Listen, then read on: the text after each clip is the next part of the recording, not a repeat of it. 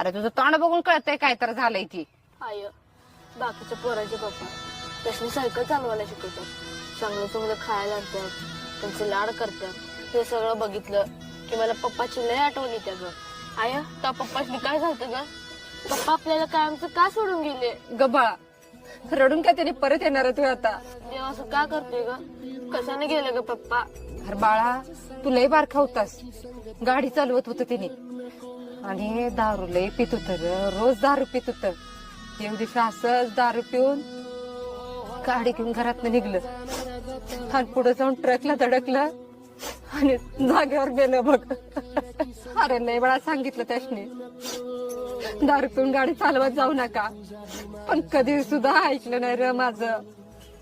नवरा गेल्यानंतर माग काय सोसायला लागते हे माझं मला माहिती. लोक 10 तोंडानं 10 गोष्टी बोलते ती,